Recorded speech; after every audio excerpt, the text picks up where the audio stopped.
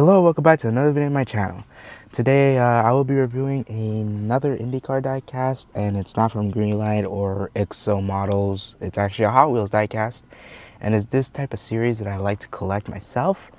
But before I go any further, I will just like to apologize for the lack of uploads. I've just been really busy these last couple weeks and past month really. I've been starting to get my life together. I got a new job. I finished up an internship, and just unfortunately I haven't really had much time for videos. But these I really wanted to, and thankfully on my day off I'll be able to do these two different diecast reviews. And the first one we're gonna be doing is, like I said, on this IndyCar diecast, and it's Marco Andretti's Meyer IndyCar Hot Wheels IndyCar Series line of cars. And this thing does not want to focus for some reason. Like I said, this is Marco Andretti, 2009 Hot Wheels, and man, I'll tell you what, these things, I love to collect these specific Hot Wheels Indy cars, because I know there's other ones, especially from like 1998, the Pro Racing series, which are cool. I don't own any, but you know, it'd be nice if I could find one like at the flea markets or maybe online if I'm brave enough. But this one, I found it at a book off store. It wasn't that much, so I was like, hey, why not? Because, like I said, I like to collect these. I have a pretty decently small collection of them, and this is one I don't have. So I was like, why not? So, like I said, Marco Andretti, number 26. Back then, when the team was called Andretti Green Racing. They're his birthday, March 13th of 1987, hometown Nazareth, Pennsylvania, and there's a photo of him with his helmet.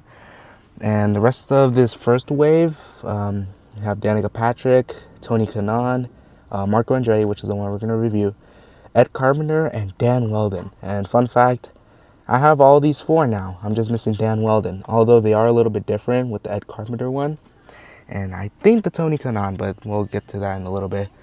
So yeah, there's the official, I guess, Indy Racing League, kind of shocking, an official Indy Racing League hologram. Those look really cool, and then there's a little sticker, even though this is, I think, old. It's HWIRL 164 cars assortment.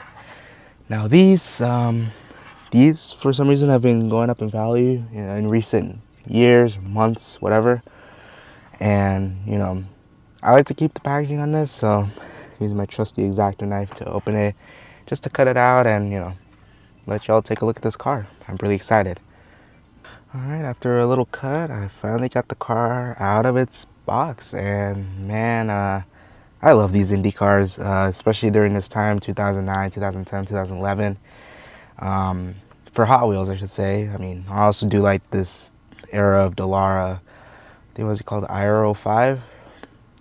Yeah, the body styles I've been using since 2008, I believe, until 2011. Man, these things look like an Indy car to me. Now, before I go any further, usually when I open up cars, I like to smell them out of the packaging. I don't know if I'm the only one that does that. It's just a little weird thing that I do. This one smells, I don't know why, it smells like it's been smoked on for some reason. And I don't mean like tire rubber, I mean like, you know, that product. But yeah, we're just gonna go past the smell here. Here, let me adjust this little tape. It might not look as clean, or maybe I can just leave it like this, as we give it a little spin on here. It has rubber tires, so I don't expect it to fall off really, but we're gonna zoom in here on this pretty nice looking diecast, I must say. Really like the livery on this one, the number 26. Yeah, I think it is very, like, this number definitely associates well with Andretti and Marco Andretti, and, you know, especially when back then it was called Cool Green Racing with the cool sponsorship. Kind of ironic how I said that this car smelled like it was been smoked on. But anyways, you know, Dario Franchitti, Paul Tracy, you know, those guys came through that team and left, and then Marco Andretti driving the 26. I personally think it's really cool. Unfortunately, Marco, you know, judging by the photo, man, did he look more younger than he does now. It looks like he kind of let himself go a little bit and gotten a little old, but that's neither here nor there. Let's just, I guess, take a look at what the diecast has to offer. So, of course, the main sponsorship on this car is Meyer. Unfortunately, since I live on the West Coast, in California specifically, we don't have Meyer stores. Although I heard they are pretty cool. They have cool products, I guess. I guess that's more of a Midwest sponsorship. You know, it makes sense. IndyCar, it's more popular in the Midwest than anywhere really. So yeah, this livery really nice. It's red, white, and blue. You know, kind of. I don't know if it's supposed to go like, I guess, to be in reference to the flag, but you know, it does look really nice after. These, man, the detail on these are amazing for a Hot Wheels car that cost $5 back then. Even though I paid a little bit more nowadays. For $5, you could have gotten this. It looks more accurate than the green lights, and you could have purchased it at a store or at a Meyer store, like what it says on the side. Now, the only problem with the Wave 1s, even though there isn't really any flaws that I'm looking at right now, it looks beautiful. There is no Honda logo, and that's kind of a universal thing with the first wave of 2009 Hot Wheel Indy cars. They don't have a Honda logo, and I have a couple more to show you just to kind of secure what I just said. So, of course, here's the Marco Andretti that we just opened up. This is kind of an old one. I haven't really shown this on camera a while, and I unfortunately didn't do a review on it, but here's the Danica Patrick Motorola car. Like I said, it may look like it has a Honda logo on the side, but no, it's actually a GoDaddy logo, and yep, no Honda logo on the side pod, or the airbox, excuse me. But still looks really nice nonetheless. And then I have this Boost Mobile one. Okay, now this one's a little newer. It's almost the same livery, it just has a Boost Mobile sponsorship, and it doesn't have the silver rims and no blue accents, it's just all orange. But that one does have the Honda logo, as you can see on the side of the airbox. Yeah, I think this one's a really nice one. I forgot which wave this car came in, but it does look really nice after all. The other one that I have, and this is actually the first one I've owned, even though I have a little bit of a backstory with these Indy cars. This is the Ed Carpenter Menards car, and this one is featured on the back of the package, like I said previously. But this is a newer version of it because it does have a Honda logo on the side. Well, it's a little chipped on this side, but on the other side, yeah, you can see the Honda logo is there. And it is a little bit newer because the driver also, the helmet specifically does look a little bit different. But nonetheless, all these look beautiful regardless if they don't have the logo or not. And the last one I have, and unfortunately it's the worst condition one I have, is the Tony Kanaan 711 car. See, I found this one in a bin of cars, and I kind of felt really bad for it because it was missing the tires. Well, it had the rims, it was just missing the tires. Only one of them was still hanging on for its dear life, really. And yeah, it was part of the same set, no Honda logos on the side.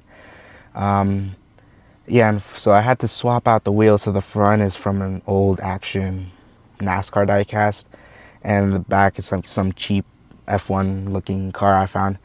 That kind of matched the width just a little bit, but hopefully I'll be able to find another one in better condition, or maybe one that's, yeah, like a little bit better than this one, either in the box or loose, preferably loose. That's actually look like nice looking, but yeah, unfortunately this is the worst looking one I own.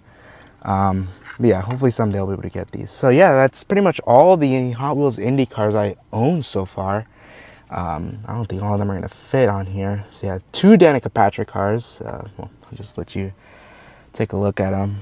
I don't know what's up with my luck in finding Danica Patrick Indy cars. I could, even some NASCARs as well. Like I found the Nationwide Hot Wheels car that they made back in 2009 or 2010, if I remember. So yeah, these are really nice, but I guess getting a little sidetracked here. Let's go back to the Marco Andretti car. So yeah, different livery, nice variety of diecast now I own. And yeah, I'm just really happy to have these. You know, this is a set that I just recently, or the series that I recently just wanted to start collecting, because one of my earliest memories as a kid is owning one of these, going through the 99 cents only stores. Yep, that one in California. Finding some of them, the McDonald's Graham Rahal, which I'd love to find that one. The Geico Paul Tracy. I never owned those. I did own one of the Target cars, and I feel like it's Scott Dixon, or maybe it's Dario Franchitti. I don't remember. But I owned one of those. Fortunately, it's gone forever. I don't know where it is. It's been a while. It's been almost a decade, and probably more, ever since that happened. And that's kind of what piqued my interest in these, because there isn't much information on these aside from maybe Hot Wheels Wiki, but even then, it's not much. And it's just the type of set that I like to collect. Hot Wheels making realistic models, and it just brings back so much memories from me as a child. And yeah, that's the reason why I like to collect these specific Indy cars. Unfortunately, since they are kind of obscure, they are like at a hefty price a little bit. But hopefully one of these days I'll be able to complete all of the sets from the 3 years that they've been around, I think. 2009, 2010, 2011. So yeah. I apologize if I was getting a little sidetracked there. I just really, really love these cars. I guess before I go any further, let's just take a closer look at it, So this one, the rear wing is actually placed on nicely. Usually they're really up. Okay, it's a little skewed, but other than that, it's actually placed on really nicely. So yeah, there's the lack of Honda logos on the airbox. Really love the tire details on these. Like, you can see the Firestone Firehawk lettering on both sides. The rims look so much more accurate. Like, it looks a little bit less thick on the back, while the green lights usually would be like very thick on the very back tire. It looks like they use the same wheel size, I guess. There's the Meyer logo. Firestone, not much sponsorship really, aside from, I guess, Meyer and One America there on the end plate of the front wing. There's the front. Look at that, I have 3 of the Andretti green teams now. You got the Motorola sponsorship, you got Panasonic, I believe, 7-Eleven, of course 7-Eleven, Tony Kanaan, Motorola, Danica Patrick.